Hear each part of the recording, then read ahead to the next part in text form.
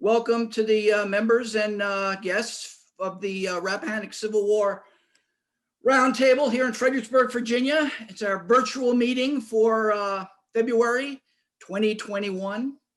And tonight we're happy to have one of our members and a park ranger at the Fredericksburg and Spotsylvania National Military Park. We all know him, Steward Henderson, and he has been a park ranger for a number of years, and he is also the past president and co-founder of the 23rd Regiment United States Colored Troops, of which he'll be talking about tonight. He's a battlefield guide with Fredericksburg Tours, and he spent probably about 35 years, right, Steward, in the banking business?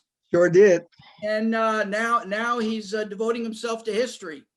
And he attended Howard University, the Institute of Financial Education, the American Institute of Banking, and the Consumer Bankers Association Graduate School of Retail Bank Management. And he tells us that he first became interested in the Civil War when he visited Gettysburg Battlefield as a 6-year-old boy. And he originally learned about the colored troops when his uncle, name of Mac Campbell, began the organization of Afro-American culture in the 1960s. And while he was working at the Fredericksburg Battlefield Visitor Center, he learned about the 23rd U.S. Colored Troops. And in I believe, this is out of memory here, about around 2010, you were helping John Cummings with a book. Right. And then you learned about the Colored Troops and you decided to really focus in on it, and you started a living history organization along with a few others back around 2011, and you are still active in that today, I imagine, right? I sure am. And tonight he's going to speak to us about the United States Colored Troops fighting for their freedom. Steward Henderson. Take it away, Steward. Okay, thanks a lot. Good evening, and thank you for inviting me. And I want to personally thank John and Sarah Roos for inviting me to dinner and to have my session here. But I am here to present my talk about fighting for their freedom, the United States Colored Troops.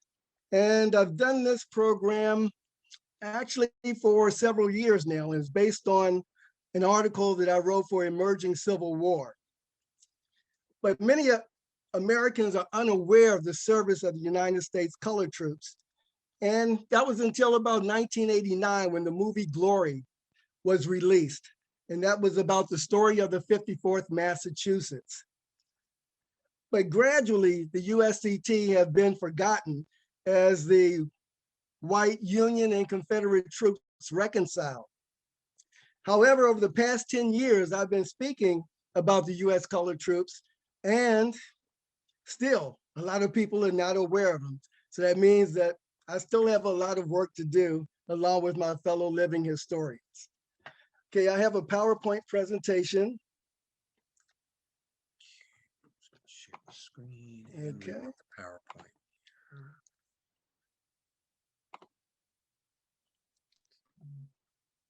Remember, it's very sensitive. Yeah.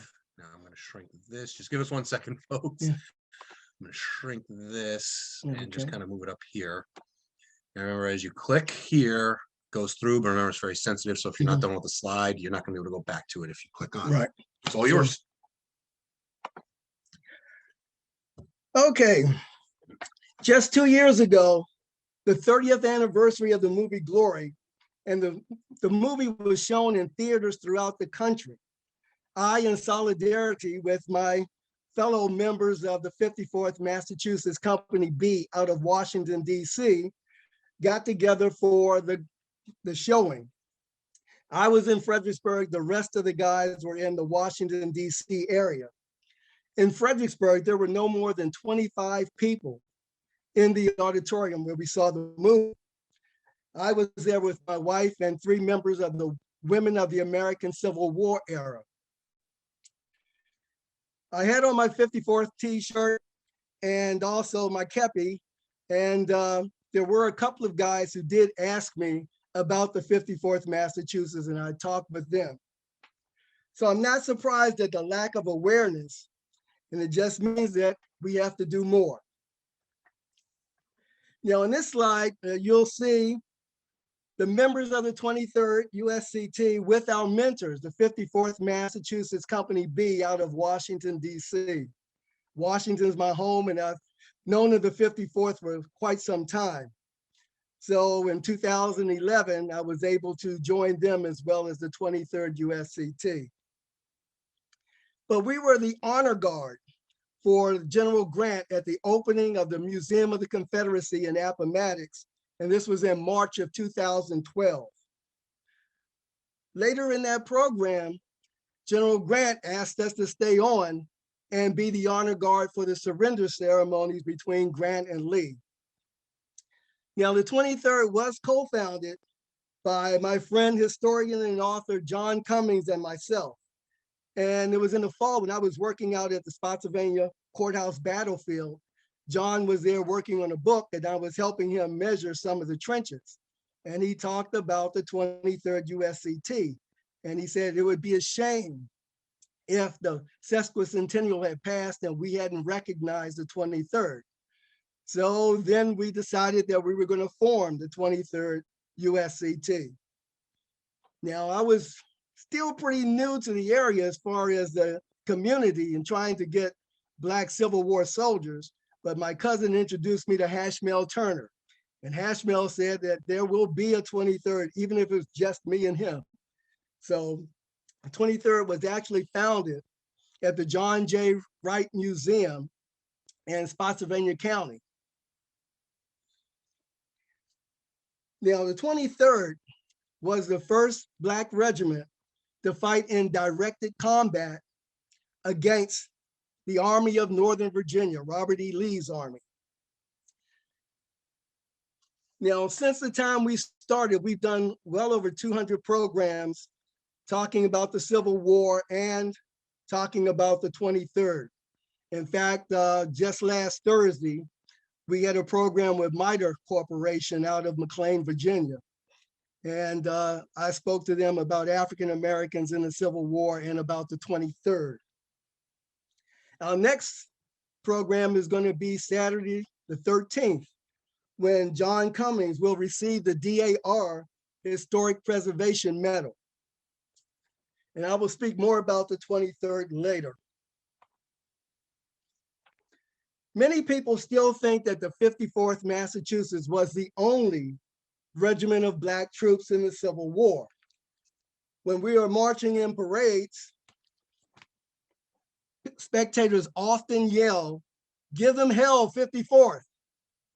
And we may be carrying the flags of 10 different regiments. And some of the regiments were like our regiment, we have 2 flags. So there could have been 20 flags out there, but the audience only remembers the 54th Massachusetts.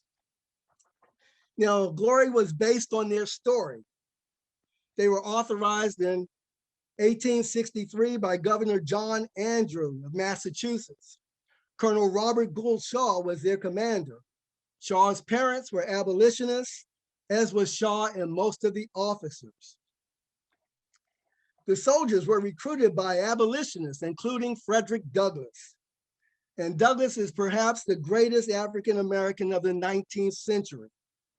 He sent 2 of his sons to the 54th Massachusetts. They trained at Camp Meigs in Reedville, Massachusetts, and they were mustered into service on May 28, 1863. Now, I was reading one of the biographies of the group by Captain Louis Emilio, and he said the overwhelming majority of the men were educated men with a very few slaves in the regiment. Therefore, the movie was not a fair representation of the actual 54th. The regiment that was portrayed in the movie was more like the 23rd, where you had former enslaved men as well as some freedmen. But the 54th was really an educated regiment. The 54th are probably most famous for spearheading the attack on Fort Wagner. The 54th and some of the white regiments actually took the outer parts of the fort. but Colonel Shaw and 271 of the men were casualties. Now, the movie said that Fort Wagner was never taken. However, the 54th and 55th Massachusetts, along with some white regiments, were among the victorious Union troops at the abandonment of Fort Wagner after a long siege on September 7th, 1863. I am here today to talk about all of the United States colored troops, who were also known as the USCT. At the beginning of the Civil War, Black men tried to enlist in both the Union and Confederate armies. Most were not allowed in either army, although the very light-skinned men were able to get into service. By the end of the war, some 180 to 200,000 Blacks served in the United States Army, and another 20 to 29,000 served in the United States Navy. The slide shows the numbers of the USCT according to the African American Civil War Monument and Memorial in Washington, D.C., where etched on the memorial are the names of 209,145 USCT soldiers. That says there was 201,000 African Americans, 7,000 white officers, and 1,145 Hispanic soldiers. Now, some of the African Americans may be listed more than once because some of the units are going to be changed. For example, the 1st North Carolina Colored Infantry will change to become the 35th USCT. Now, the USCT fought in approximately 450 battle engagements, and at the end of the war, they were about 10% of the Union Army. They suffered between 38,000 and 40,000 deaths, and 2/3 of them will die because of disease. Now, an example of one person who was listed twice is Frederick Douglass's own son, Charles Douglass, enlisted in the 54th Massachusetts, but later was transferred to the 5th Massachusetts Cavalry. Now, in Douglass's famous recruiting speech, Douglass said, and I quote, "The opportunity is given us to be men. With one courageous resolution, we may blot out the handwriting of ages against us. Once let the Black man get upon his person the brass letters US. Let him get an eagle on his button and a musket on his shoulder and bullets in his pocket. And there is no power on the earth or under the earth which can deny that he has earned the right of citizenship in the United States. I say again, this is our chance, and woe betide us if we fail to embrace it." There were at least 166 regiments of Black soldiers with some state regiments, which later became USCT units. And I gave the example of the 1st North Carolina Colored Infantry becoming the 35th USCT. As a result of their contributions in the Civil War, 3 amendments were added to the Constitution. The 13th that abolished slavery, the 14th that gave Blacks equal protection under the law, and the 15th, which gave Black men the right to vote. At this time, no woman, white or Black, was allowed to vote in the United States. The first Black troops in the Civil War were actually enlisted in 1862. They were raised in Kansas, Louisiana, and South Carolina. On July 17, 1862, Congress passed the Second Confiscation and Militia Acts. They were subsequently signed by President Lincoln. These acts allow as many persons of African descent as necessary to be employed to help suppress the rebellion and use them in such manner as he may judge best for public welfare. To some, this meant that they could be used as soldiers. In South Carolina, General David Hunter had organized a regiment of South Carolina former slaves, the 1st South Carolina Colored Infantry, only to have them disbanded because Lincoln would not approve of Hunter's emancipation of the slaves in his military district, nor authorize the raising of Black troops. While Hunter failed, orders were addressed to General Rufus Saxton on August 25th, 1862, to raise 5,000 Black soldiers.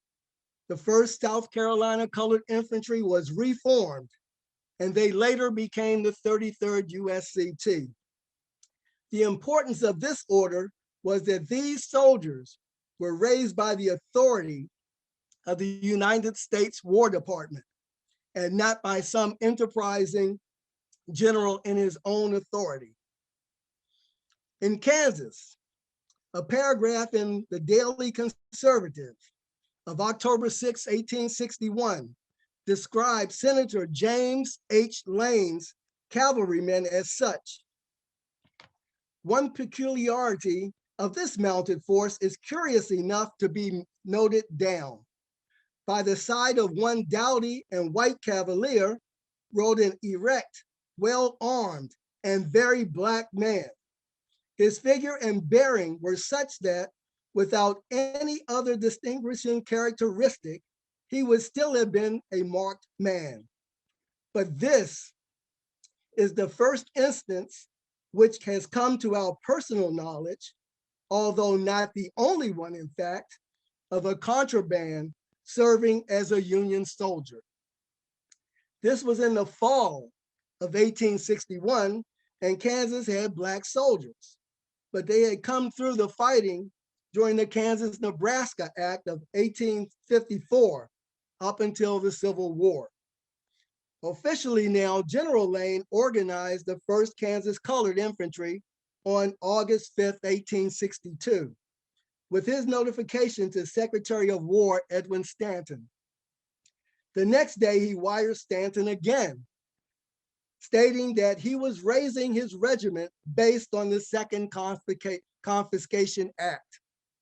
The 1st Kansas had the distinction of being the first colored troops to engage the enemy in October 1862,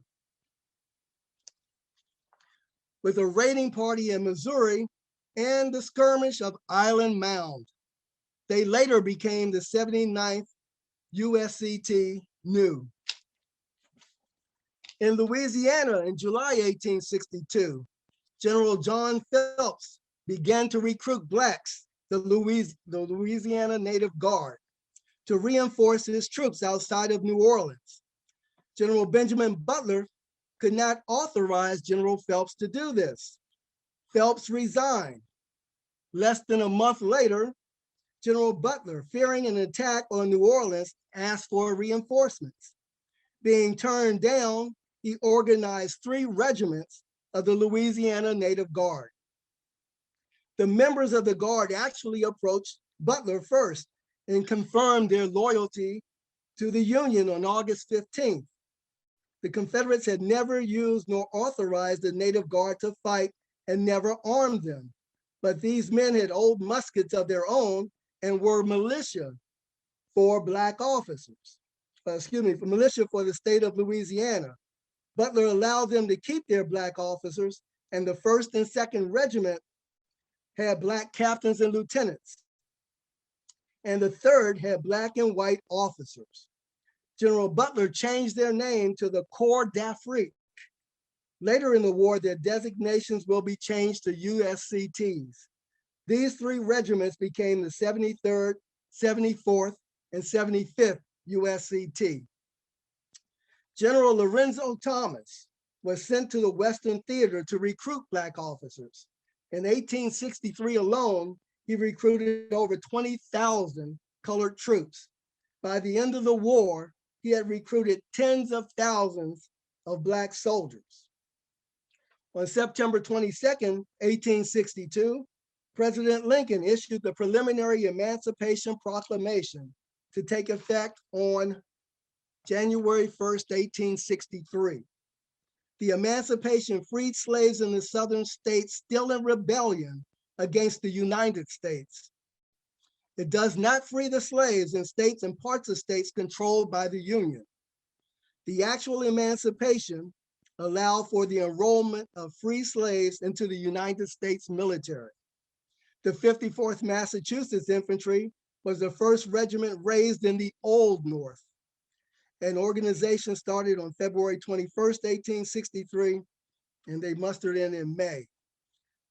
The regiment had so many recruits that the 55th Massachusetts was also created from its surplus. The actual order creating the Bureau of Colored Troops was General Order number 143, issued on May 22nd, 1863. By the end of the war, 166 regiments of infantry, cavalry, heavy artillery, engineers, and light artillery served and constituted 1/10 of the Army by the end of the war. Approximately 38,000 to 43,000 died, another 30,000 plus were wounded, and most deaths were caused by disease, though many were executed on many of the battlefields where they fought. All colored regiments became USCT regiments administered by the Bureau of Colored Troops. There were only 4 state regiments who kept their state designations throughout the war: the 54th Massachusetts Infantry, the 55th Massachusetts Infantry, the 29th Connecticut Infantry Colored, and the 5th Massachusetts Cavalry. They were all part of the USCT, but these were the only 4 that kept their state designations.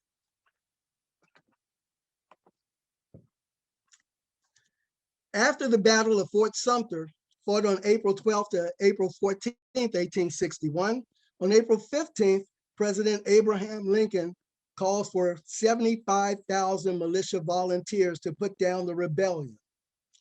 When Pennsylvania troops were sent to Washington, they marched through Baltimore on April 18th, where a mob met them, and the first man wounded was a Black man named Nicholas Biddle.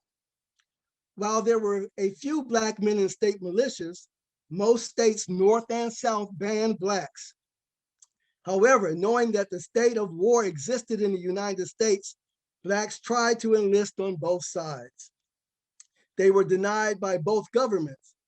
However, on May 2nd, 1861, the state of Louisiana accepted a regiment of Louisiana Native Guard into the Louisiana Militia. They were a group of free Black men who were Black officers, and slaves were the enlisted men, with a state-appointed white commanding officer and a white officer as second in command. However, they were not accepted by the Confederate States of America, and the CSA said that there could be no Black soldiers at the time. Subsequently, they joined the Union Army after the fall of New Orleans in 1862. Both armies used thousands of Blacks as servants, teamsters, cooks, scouts, and other support duties. These type of duties did not qualify them as soldiers in the Civil War. However, there are stories that some of these men picked up arms and used them against their enemies. Some of these men may have joined armies later in the war. For example, after Blacks were allowed in the Confederate Army in March of 1865, some of those Black soldiers had served in other duties for the Confederacy. For example, hospital stewards at Chimborazo, hospital in Richmond. There were about 50 Blacks that were in integrated companies that left at the fall of Richmond. The one Black man pictured in this slide was Sergeant Nimrod Burke of the 23rd USCT. He started the war as a civilian teamster and scout for the 36th Ohio Volunteer Infantry. He was one of many Black men who served with the Union Army in another capacity, then served with the United States Colored Troops. There were also many slaves who had worked for the Confederates and escaped to the Union Army and became USCT soldiers. One man, William Henry Johnson, joined the 2nd Connecticut, registered as an independent man, a status that was not clearly defined. After his 90-day term expired, he enlisted in the 8th Connecticut and fought at First Bull Run, and then with the Burnside expedition, they captured Roanoke Island and New Bern, North Carolina. Although Johnson could not pass as white, there were some soldiers in both armies that were able to pass as white. They, like all colored soldiers, were involved in the pay controversy, where white troops were paid $13 a month plus a $3 clothing allowance. But Black troops were paid $10 a month with $3 withheld as a clothing fee, making their pay $7 a month. Blacks were paid in accordance with the Second Confiscation and Militia Acts, even though they were now recognized as regular soldiers. So that's where the pay discrepancy comes in with the $10 because of those two acts. On September 28, 1864, pay was equalized by the Congress, and they received 18 months pay from the time of their enlistment. Only free Blacks got the back pay. This controversy affected the entire USCT. The 1989 Academy Award-winning movie Glory told of the pay controversy as it reestablished the now popular image of the combat role that African Americans played in the Civil War.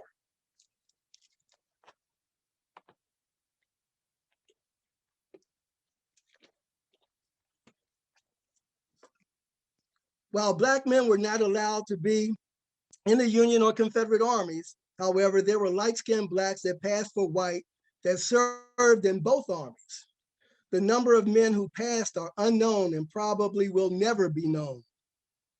One example is Lieutenant Colonel William N. Reed of the 1st North Carolina Colored Infantry, later designated the 35th USCT, who was listed as both white and a mulatto. His father was a white Danish man and his mother a Black slave from St. Croix, Virgin Islands. Reed was an abolitionist from New York, but he had graduated from military school at Kiel, Denmark, later Germany after the Second Prussian War. And he served in the Danish army before coming back to the States.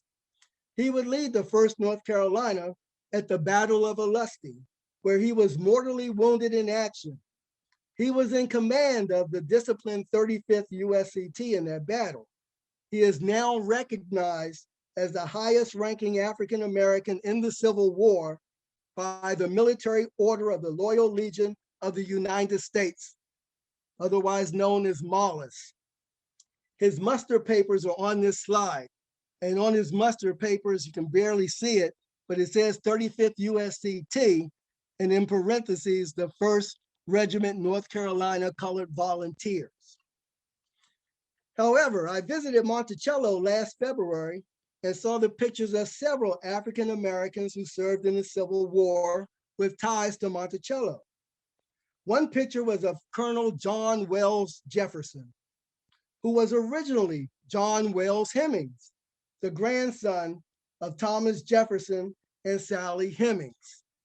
His father was Eston Hemings, who moved his family from Virginia to Ohio. In 1852, because of the Fugitive Slave Act, he moved his family to Wisconsin and changed their last name to Jefferson. They lived as white people from then on. John passed for white and enlisted as a major in the 8th Wisconsin Regiment and was promoted to lieutenant colonel and promoted again to colonel and commander of that regiment. They fought in the Western region.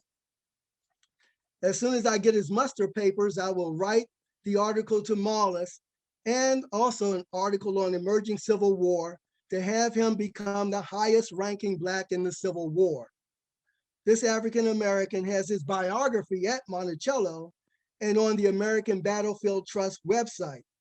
He is known in both places as an African American, but no one has written to Marlis to have him listed as the highest ranking African American in the Civil War.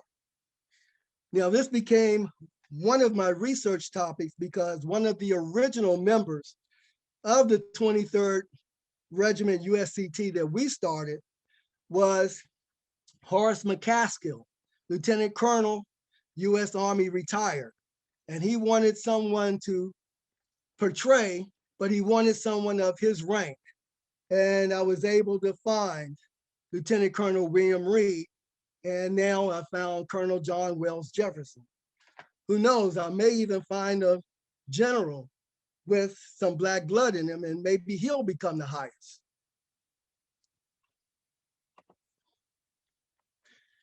On these next two slides, I'm going to show you the painting that was used on a recruiting poster for the USCT.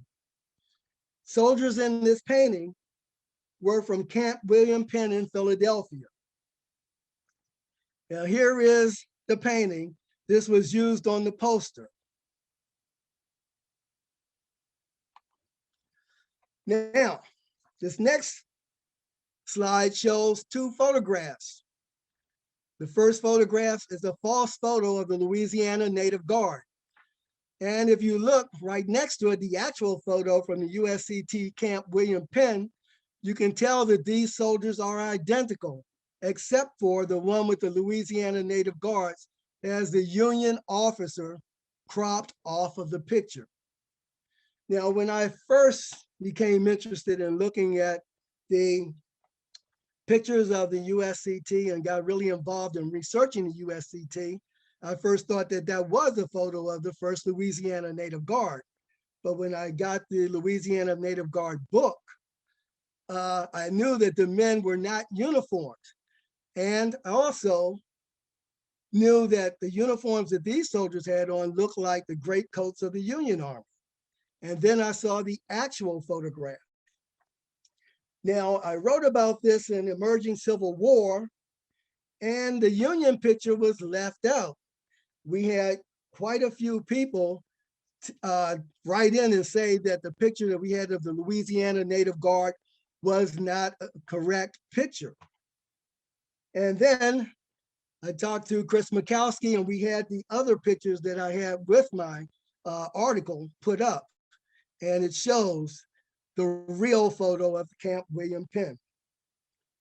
Now, I bought the book of the Louisiana Native Guard, and there are pictures in the book, but nowhere is the picture that's listed on this slide. Now, the pictures that they had in the book were of them as the Corps d'Afrique in Union uniforms, and some of those pictures were showing them in battle. So I've shown three versions of the same picture or painting to correctly identify the soldiers as being USCT from Camp William Penn. The third was altered. And this picture has been used to say that these men were in the Confederate Army and had Confederate uniforms, but those uniforms are Union uniforms. In New Orleans, the Louisiana Native Guard, free and enslaved Blacks, had been in the Louisiana militia, a Black tradition since 1727. They were ready to fight to defend Louisiana, as many of the free Black men were wealthy and had French, Spanish, and Creole blood. Many were educated in Europe. However, the Confederate States of America did not accept them into the Confederate Army, contrary to what is said today. Now let me discuss a few of the battles.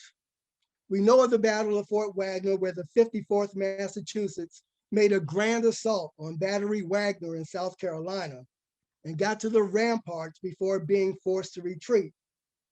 Sergeant William H. Carney earned the Medal of Honor at this battle. The Battle of Wilson's Landing, or Wilson's Wharf, on May 24th, 1864 in Virginia, pitted 900 men of the 1st and 10th USCT, plus 150 white soldiers from a transport, 2 cannon from Battery M of the 3rd New York Light Artillery, and they were commanded by General Edward Wild. against a force of 2,500 Confederates under General Fitz Lee, General Robert E. Lee's nephew. After Lee drove in the Union pickets, he sent in a flag of truce demanding the surrender of the garrison. But General Wild declined the offer by saying, "We will try it." Then he added, "Present my compliments to General Fitz Lee and tell him to go to hell." A transport landed the 150 unarmed soldiers, and the gunboat USS Dawn helped the Union forces. General Lee ordered a charge, but the garrison proved too strong, and Lee had to retreat. The Union casualties were about 47. Confederate casualties ranged from 175 to 200. So this was a Union victory. The Battle of New Market Heights was fought on September 29, 1864, with troops of the Army of the James attacking fortifications defending the Confederate capital of Richmond. General Charles Payne's 3rd Division of the 18th Corps was three brigades of Black troops, and General William Birney had a colored brigade in the 10th Corps. The Black troops faced a galling fire, but succeeded in capturing New Market Heights. 14 Black soldiers won medals of honor for their actions at New Market Heights.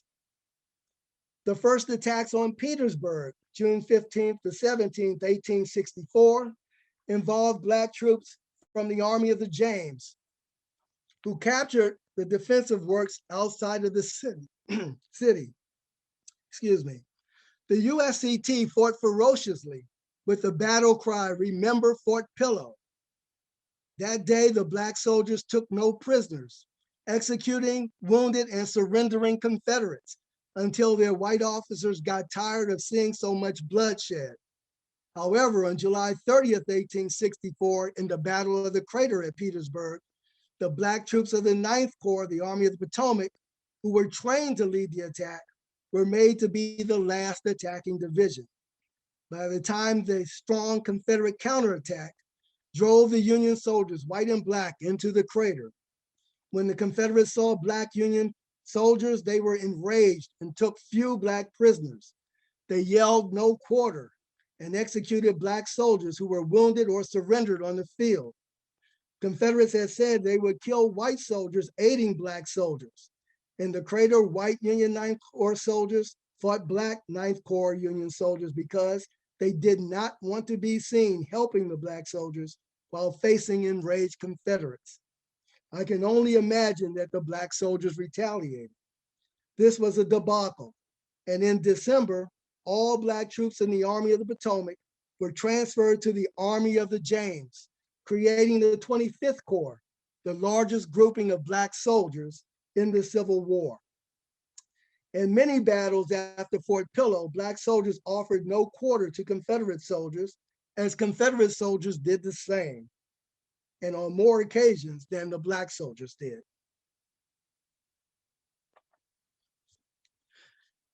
I mentioned the 23rd USCT earlier. They were the first Black regiment to fight in directed combat against the Army of Northern Virginia on May 15, 1864, during the Battle of Spotsylvania Court House. I will read the report found in the official records. Headquarters, 4th Division, 9th Army Corps, Miller's House on the Plank Road, east of Aldrich's, May 15, 1864. General, I have the honor to report that at 12:30 p.m. this day, the 2nd Ohio Cavalry, stationed at Piney Branch Church, were compelled to fall back, being attacked by superior forces, consisting of 1 brigade of cavalry with 2 pieces of artillery. I immediately ordered the 4th Division in readiness and marched the 23rd U.S. colored troops to support the cavalry. On arriving at Aldrich's on the Plank Road, I found the 2nd Ohio driven across the road and the enemy occupying the crossroads. I ordered the colored regiment to advance on the enemy in line of battle, which they did, and drove the enemy in perfect rout. Not being able to pursue with infantry, the 2nd Ohio formed and gave chase to Piney Branch Church, which they, the 2nd Ohio, now occupy. All quiet elsewhere. Our loss amounted to 8 or 10 wounded. The enemy lost some 5 horses killed. I have changed my position to a more secure one to protect the trains and roads leading to the army. I have since learned from one of my scouts that Hampton's brigade is in full retreat in perfect disorder toward Todd's Tavern. I am, General, very respectfully, your obedient servant, General Edward Ferrero, Brigadier General Commanding, to Brigadier General Rawlins, Chief of Staff. The picture here is of the Virginia State marker commemorating that skirmish. And the next slide, the exhibit, is in the Chancellorsville Battlefield Visitor Center. They were both unveiled at the 150th anniversary of their skirmish, held on May 17, 2014. On that day, with the help of the National Park Service and the Spotsylvania Tourism, the 23rd held that 150th anniversary service. The day started with us being at the Chancellorsville Battlefield Visitor Center at the newly renovated center grand opening. So we took pictures near the actual exhibit there. And the picture you see there is of Sergeant George Washington. The 23rd had 12 George Washingtons on the roster. And that's because some of the men didn't have full names, so they were given the name George Washington. Other men wanted to hide their names because some of their relatives were still in slavery, and they may have been able to identify them. And if they did, their slave masters, knowing that they had relatives that were serving in the Union Army, will treat their slave relatives very badly. So we had 12 George Washingtons in the 23rd. Then we had a big program at Fairview, part of the battlefield, and John Hennessy was the keynote speaker for that. And then we held another ceremony at the Heflin Farm, which is right at the intersection where the Aldrich Farm used to be.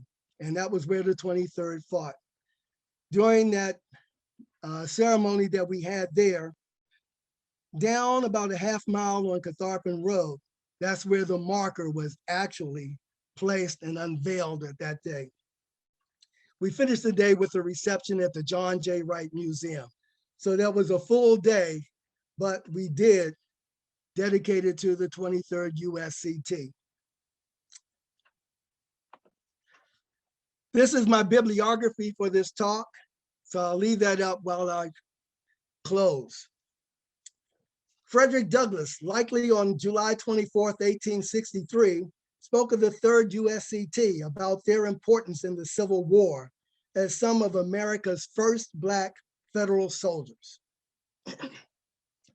The fortunes of the whole race for generations to come are bound up in the success or failure of the 3rd Regiment of colored troops from the North.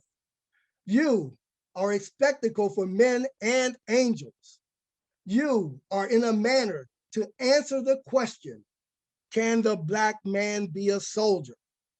That we can now make soldiers of these men, there can be no doubt. Douglass's powerful words resonated with many of the soldiers who, like him, were ex-slaves. In conclusion, Black soldiers fought in numerous battle actions, approximately 450, and in those battles, they suffered an enormous amount of casualties. Depending on how well they were trained and led, they fought very well, average, or poorly, just like white troops. However, many of the soldiers who fought with them talk about their discipline, bravery, and their willingness to keep fighting while suffering so many casualties. By the war's end, they made up 10% of the Union Army. They enlisted and fought when many white men were no longer entering the army. Many historians state that their efforts went a long way to winning the war.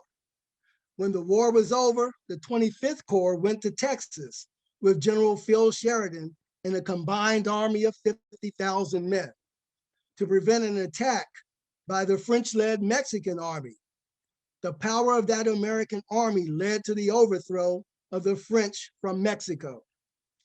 Some of those Black soldiers stayed out west and became Buffalo soldiers. General Benjamin Butler created the Army of the James Medal, commonly called the Butler Medal. It is the only medal ever struck for colored troops. Butler designed and paid for these medals after the Battle of Chaffin's Farm or New Market Heights and Fort Harrison. I close with this quote from General Butler, who appeared before Congress after the war, advocating the passage of a bill giving civil rights to the Negro race. He gave an eyewitness account of the fighting at New Market Heights and then said of the dead, and I quote, "I looked on their bronze faces, upturned in the shining sun, as if in mute appeal against the wrongs of the country for which they had given their lives, and whose flag had only been to them a flag of stripes on which no star of glory had ever shone for them. Feeling I had wronged them in the past and believing what was the future of my country to them, among my dead comrades there I swore to myself a very solemn oath. May my right hand forget its cunning and my tongue cleave to the roof of my mouth if I ever fail to defend the rights of those men who have given their blood for me and my country this day and for their race forever. And God helping me, I will keep that oath." Thank you for listening. Are there any questions? Okay, I'm coming, everybody, to get this off. Okay, there you go. And I'll let Jeff and John handle it from here. okay. You're unmuted, so you can just answer. They'll kind of monitor who has questions. Okay. It's at this point, if you want to ask a question, you'll need to unmute yourself. Steward, this is John Saponaro. I just wanted to apologize for not mentioning that you do write for the Emerging Civil War blog, Chris Mackowski and Chris White. And that, for everybody's information, that's at emergingcivilwar.com. And you could read Steward's blog posts about the United States colored troops on that and African Americans in the Civil War. And if you're not familiar with that particular blog post, it's very well written and kind of the newer historians, and they put out a lot of good information. So that's emergingcivilwar.com, and you can read some of Steward's posts on there. So any questions, please? Steward, I have a question. Okay, John. Hey, great talk, by the way, Steward.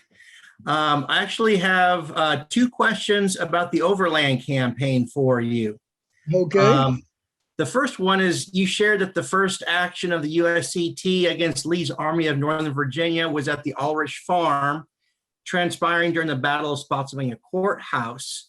From that action until we get to Petersburg, were there any notable events of the USCT or stories, not necessarily combat?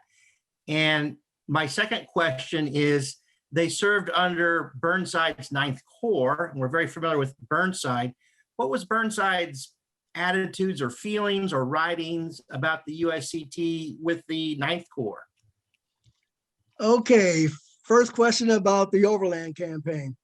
Well, the USCT, the 4th Division of 9th Corps, really arrived on the 6th, and they're going to be guarding Germanna Fort, and they're going to be the extreme right of the Union Army. Now, during Gordon's flank attack that evening, they were asked to go on a double quick toward the sound of fighting. But as they got close to the sound of fighting, the Sixth Corps had stopped the flank attack, and they were just sent back and ordered to guard the wagon trains. Now, after that is not really part of the overland campaign, but the Battle of Wilson's Wharf actually took place 9 days after that, and that was the Army of the James. But also May 19th, the 4th Division of the 9th Corps actually go into another skirmish against Thomas Ross's cavalry. And this is going to be the entire 4th Division, but again, it's only a minor skirmish, and nothing more really happens because of that. Now, the second question was Burnside. Burnside, actually, General Burnside, when he was asked to reconstitute the 9th Corps in January of 1864, he said he would do so if he could have a division of Black troops. And Secretary of the War, Stanton, said he could. And they were formed, a lot of them were in Annapolis when they were formed. However, the 23rd was at Camp Casey, which is close to where the Pentagon is today. And at that time, they formed, as soon as they came from Annapolis, they marched in front of Burnside and President Lincoln. 23rd, unfortunately, wasn't with that march, but they joined the 9th Corps, 4th Division immediately after that march. But Burnside kind of changes during his North Carolina campaign, when he had to deal with kind of managing that part of the country. And he saw what happened to the Blacks there. And I guess after that, he went to the Western Theater after the Battle of Fredericksburg, and he's going to come back. So he heard about the different battles that the USCT were in. Now, when I have his book, I don't really read much about how he really felt about the US colored troops, but he did change enough that he wanted them, and he does train them in action. He thinks that if they had fought first at the Battle of the Crater, that they could have won the war.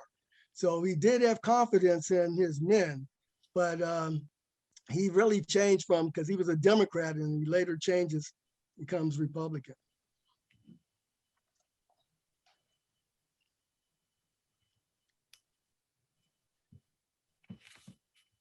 Anyone else? I have a question, Stewart, about after the war. Did the U.S. colored troops have any sort of gatherings like they did for the other Union and Confederate veterans type things, or did they kind of scatter to the four winds, or did they have reunions, that type of thing?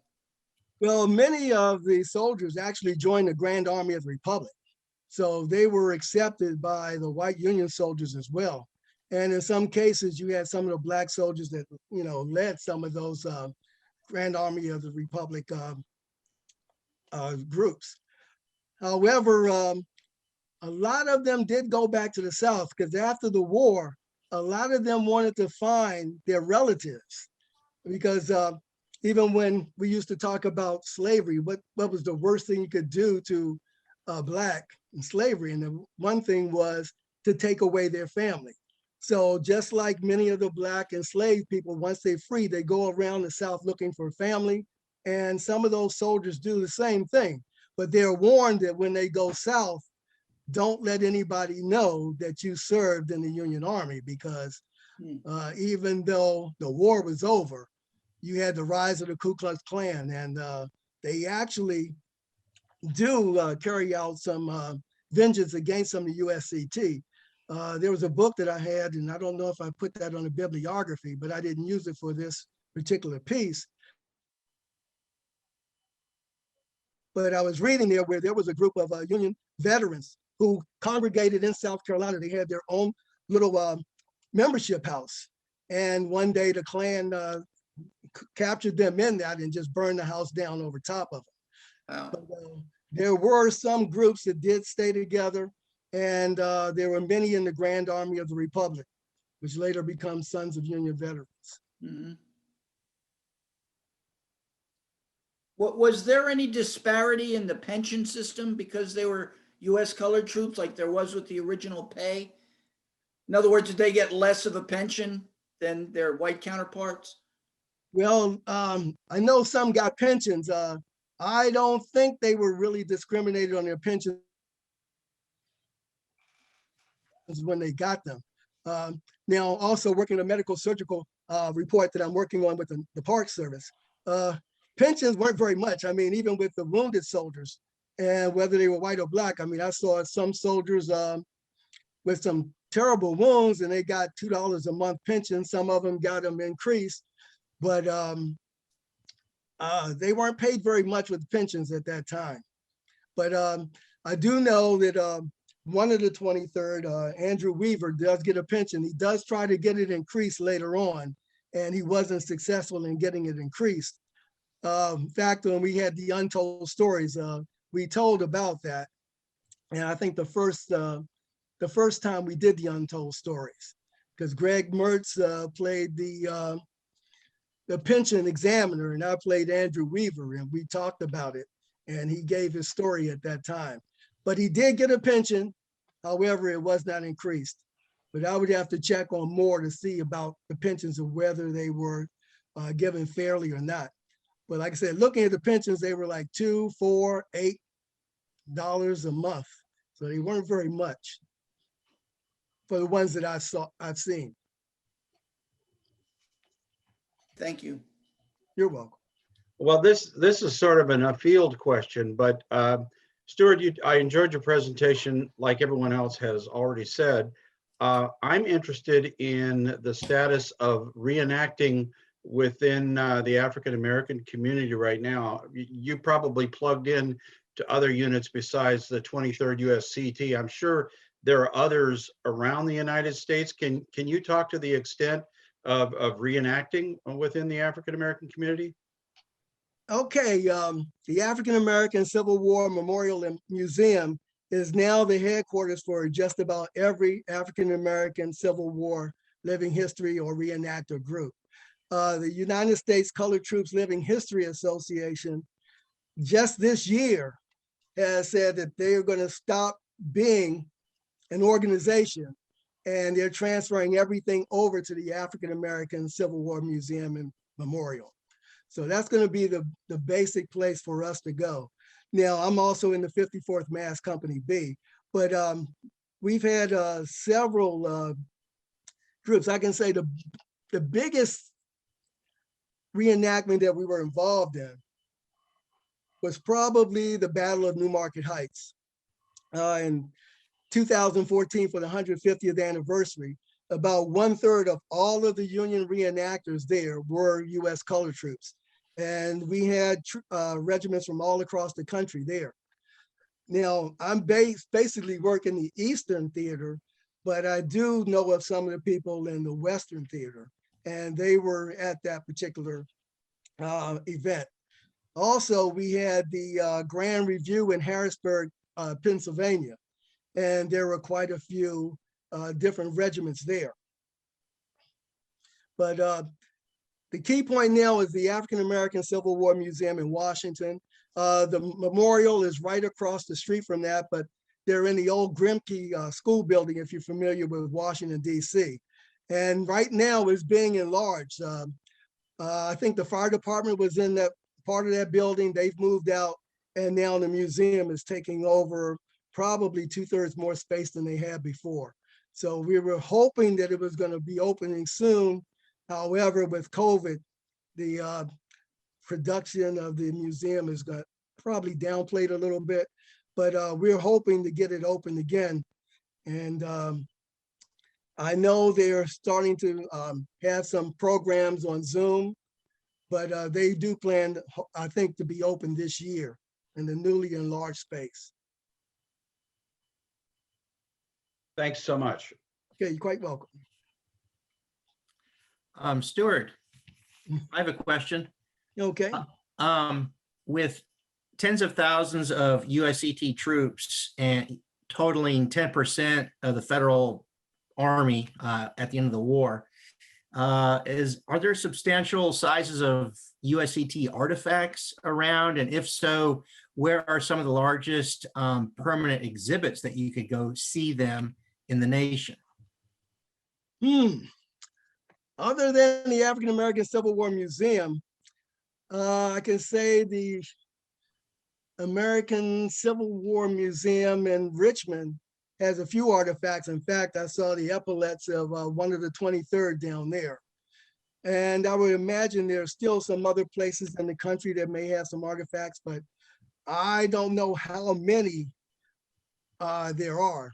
Like I said, I have seen some in the American Civil War Museum and also the African American Civil War Museum. And there are a few other museums around, but most of them are pretty small. Thank you. Yeah, I haven't been to the National African American Museum in History Center, even though I'm a charter member. I haven't really had the time to be in DC to go there when you can get in, get in to see it. But I'm sure they have some of the artifacts there as well. Thank you. You're welcome. Any more questions? All right, then I guess we'll wrap it up. Steward, thank you so much for coming to visit us, even though Okay. it's virtual. And John, thank you for hosting Steward. I guess you get a better signal closer in, I guess. I'm glad you were able to make it, and good luck on your future research. Okay, thank you. And that's, I find that fascinating that no matter how many books and articles about the Civil War, there's always something new and something different coming out. And you sound like you're in the middle of finding some of that some of those new things about the U.S. colored troops. So good luck on your future research. And Okay, thank you for thanks so sharing much. it with us. Quite welcome. Thank you.